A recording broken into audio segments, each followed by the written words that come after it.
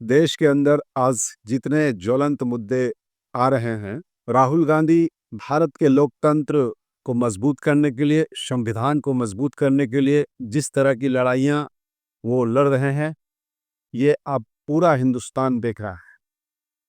सबसे पहले मैं बताता हूँ कि 14 अगस्त 2025 को बिहार में चल रहे एसआईआर प्रक्रिया पर जो सुप्रीम कोर्ट में लगातार सुनवाई हो रही है, उसके बारे में कल भारत के इतिहास में यदि नहीं होता तो भारत में लोकतांत्रिक व्यवस्था पर एक बहुत बड़ा प्रश्न चिन्ह लगने जा रहा था। लेकिन जैसा कि आप जानते हैं, न्यायपालिका पर भारत के हर जनता को भरोसा होता है और जस्टिस सूर्यकांत और जस्टिस बागशी माल्या के बेंच ने जो कल फैसला सुनाया है, वो स्वागत योग्य कदम है और हम सैल्यूट करते हैं दोनों जजों को, जो ऐसे हालात में जहां देश के तमाम संस्थाओं पर कब्जा करने की कोशिश की जा रही है, आज सुप्रीम कोर्ट पर भी उसी तरह का कब्जा करने का पूर्व में कोशिश तब हुई जब चुनाव आयुक्तों के चुनाव की कमेटी में 3 जजों के बेंच ने यह फैसला दिया था कि चुनाव आयुक्तों के नियुक्ति में सुप्रीम कोर्ट के जज, लोकसभा में विपक्ष के नेता और प्रधानमंत्री 3 व्यक्तियों का पैनल होगा और चुनाव आयुक्तों का सिलेक्शन किया जाएगा। लेकिन जैसा कि आप जानते हैं, केंद्र सरकार सुप्रीम कोर्ट के जज जो चीफ जस्टिस हैं उन्हें नहीं रखने का फैसला किया और लोकसभा के विपक्ष के नेता और प्रधानमंत्री तथा एक अन्य केंद्रीय मंत्री को इसमें शामिल किया। साफ था कि केंद्र सरकार जिसे चाहे उसे बनाए। उसके बावजूद जज लोया का प्रकरण भी आपको पता है। ये भी पता है कि सुप्रीम कोर्ट के 4 जजों ने पहली बार देश में लाकर कहा था बाहर कि प्रेस कॉन्फ्रेंस उन्होंने किया था कि भारत में लोकतंत्र खतरे में है। और उसमें एसआईआर की प्रक्रिया पर जिस तरह से चुनाव आयोग कर रहा था, जिस तरह के तमाम हथकंडे अपनाए जा रहे थे, बिहार में 65 लाख वोटरों का नाम काट दिया गया था। देश में पहली बार भारत के नागरिकों से, भारत के मतदाताओं से उनकी नागरिकता का पहचान मांगा जा रहा था। आज तक ये होता रहा कि मतदान होने से पूर्व 6 महीने, साल भर पूर्व एक प्रक्रिया चलती थी। 18 वर्ष के जो लोग हो जाते थे उनका नाम जुटता था, फॉर्म 6 के तहत उनका नाम मतदाता सूची में डालने का काम होता। लेकिन इस बार ऐसा नहीं हुआ। स्पेशल इंटेंसिव रिवीजन के तहत, एसआईआर के तहत चुनाव आयोग ने बिहार में, पूरे बिहार के लगभग 8.5 करोड़ मतदाताओं से ये कहा कि नहीं, आपको देना पड़ेगा कि आप भारत के नागरिक हैं या नहीं। पूरे बिहार में अफरा तफरी मच गया और चुनाव आयोग ने इतना ही नहीं, वो आगे कहता है कि पूरे देश में इसे हम लागू करेंगे। ये कह रहा था, आप लागू कीजिए।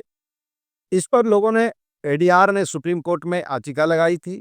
कई लोगों ने याचिकाएं दायर की थी। इसमें संजय सिंह आम आदमी पार्टी के भी थे, कांग्रेस के तरफ से भी था, विपक्ष के नेता, एडीआर, स्वयंसेवी संस्थाएं, तमाम लोग सुप्रीम कोर्ट में याचिका लगाकर कहा था कि यह मनमाना को आप रोकिए।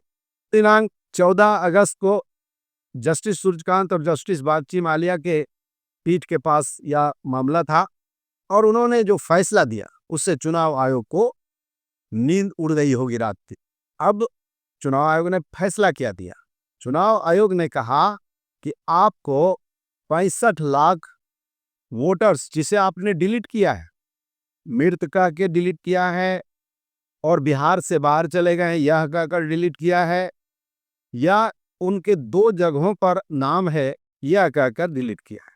जब सभी लोगों ने कहा कि ठीक है भाई, आप 65 लाख को डिलीट किए हैं, आप उनका नाम बता दीजिए, आप उनका लिस्ट दे दीजिए, लेकिन चुनाव आयोग ने साफ मना कर दिया कि मैं इसे नहीं दे सकता।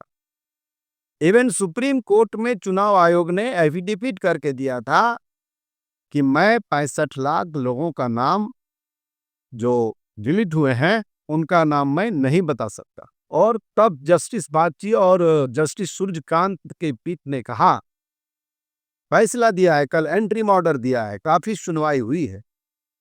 और अगर मैं वो तमाम सुनवाई पर बात करूं तो वीडियो बहुत लंबा हो जाएगा।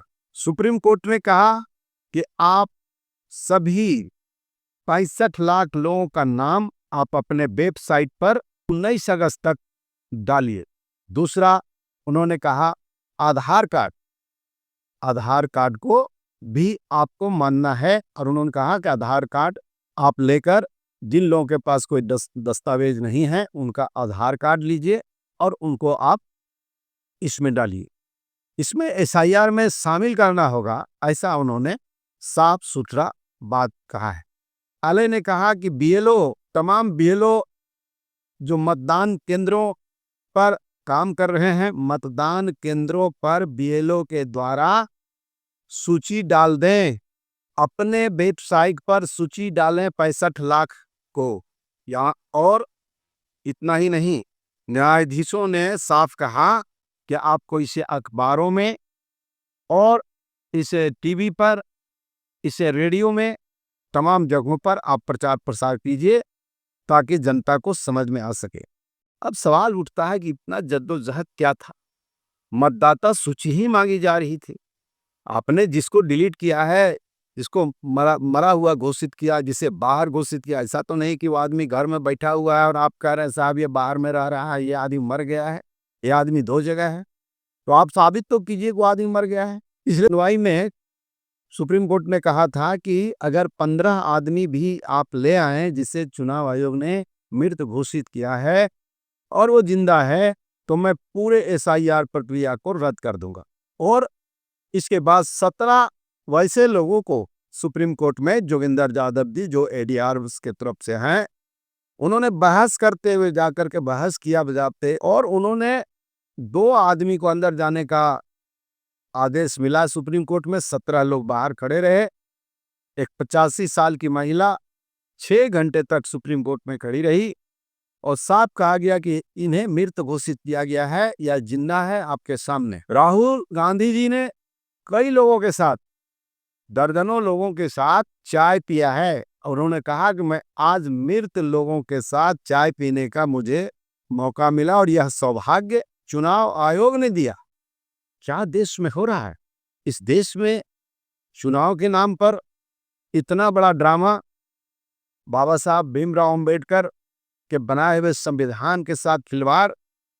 अगर सुप्रीम कोर्ट न हो, न्यायपालिका नहीं हो, तो चुनाव आयोग क्या करेगा? इस देश में ये लोग राजतंत्र लाना चाहते हैं। साथियों, आपको जगने की जरूरत है।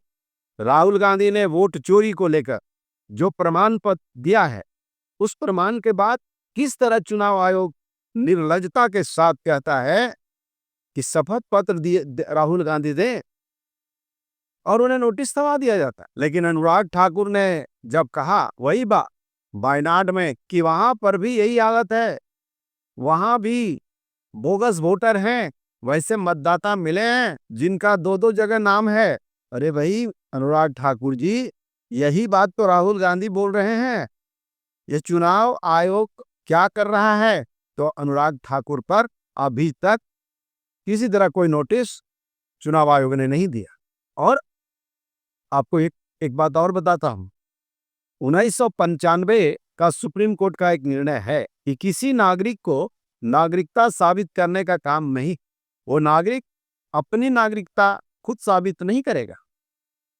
अगर चुनाव आयोग को लगता है कि कोई व्यक्ति भारत का नागरिक नहीं है, तो आप साबित करो कि वह यहाँ का नागरिक नहीं है।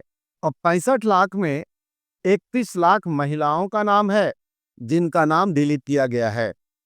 और यही है मोदी जी का बेटी पढ़ाओ और बेटी बचाओ का नारा। अरे आप महिलाओं को भी नहीं बख्शे। महिलाएं, आप जानते हैं कि महिलाएं ज्यादा काम करने के लिए जो जाते हैं वो उनके पुरुष जाते हैं, उनके पति जाते हैं, महिलाएं नहीं जाती। लेकिन महिलाओं का भी नाम काटा गया है। अब माननीय न्यायालय ने फैसला दिया और चुनाव आयोग को यह काम अब करना पड़ेगा। सुप्रीम कोर्ट 9 अगस्त 25 के अपने हल्फनामे में चुनाव आयोग ने 65 लाख वोटर्स का नाम नहीं बता सकने का जो दिया था, उस पर भी माननीय सुप्रीम कोर्ट को संज्ञान लेना चाहिए कि आखिर आप चुनाव आयोग इतनी बड़ी संस्था, ऐसा कैसे कर सकता है कि मतदाताओं के उनके मताधिकार से वंचित करने का ये प्रयास है? यह प्रयास उन्होंने कैसे सोचा है? और तो और ईवीएम पर जो बराबर लग रहा था, आपने देखा पानीपत, हरियाणा के पानीपत में एक व्यक्ति को सरपंच के चुनाव में 51 वोटों से 300 वोटों से हरा दिया जाता है और वो 2.5 साल तक, 2 साल 10 महीने तक वो केस लड़ता रहा। अंत में सुप्रीम कोर्ट ने 6 ईवीएम मंगवाकर ईवीएम से वोटों की गिनती कराई और 51 वोट से वो हारा हुआ व्यक्ति जीत जाता है। इसका मतलब ईवीएम में गिनती में हेर-फेर आप करते हो और ये बराबर हो रहा है। राहुल गांधी वोट चोरी को पूरे देश में एक आंदोलन का रूप दिया है साथियों। और 17 अगस्त से बिहार से उनका कार्यक्रम शुरू हो रहा है, रोहतास से, सासाराम, रोहतास जैसी जगहों से। और गांधी जी ने भी, जब याद कीजिए दांडी यात्रा जो हुआ था, वो गांधी जी ने बिहार के पश्चिमी चंपारण से स्टार्ट किया था। ये बिहार की जन्मी, बिहार की धरती है। बिहार की धरती से संपूर्ण क्रांति का नारा जेपी प्रकाश, जयप्रकाश जी ने लगाया था। और लोहिया जयप्रकाश की वो धरती, गांधी जी वहीं से आए थे। और गौतम बुद्ध की वो धरती है जहां गौतम बुद्ध को न्याय मिला था। चुनाव आयोग से मैं आग्रह करता हूं कि गौतम बुद्ध की उस बिहार की धरती में आकर के और अपना ज्ञान को ठीक करें। बिहार के साथ आपने खिलवाड़ किया है, इसका दुर्गामी परिणाम होगा। राहुल गांधी के इस वोट चोरी के आंदोलन को तमाम लोगों का सपोर्ट है और सभी जो इस देश के संविधान पर भरोसा रखने वाले हैं, लोकतंत्र पर भरोसा रखने वाले हैं, तमाम लोग राहुल गांधी के साथ आज खड़े हैं। और चुनाव आयोग को स्पष्ट समझ में आ गया होगा कि आपको जो एक कुकर्म आपने किया है, इसका सजा आपको समय पर मिलेगा। आप तमाम साथियों से आग्रह है कि वोट चोरी के इस आंदोलन को राहुल गांधी को साथ दें, कांग्रेस को साथ दें। यही वो पार्टी है और तमाम विपक्षी पार्टियां मिलकर जो लोकतंत्र को बचाने का काम कर रही हैं, जो संविधान को बचाने का काम कर रही हैं, आप उसमें बढ़ चढ़कर हिस्सा लीजिए। आज के लिए इतना ही, फिर आपके साथ मिलूंगा। तब तक के लिए धन्यवाद। जय हिंद, जय भारत।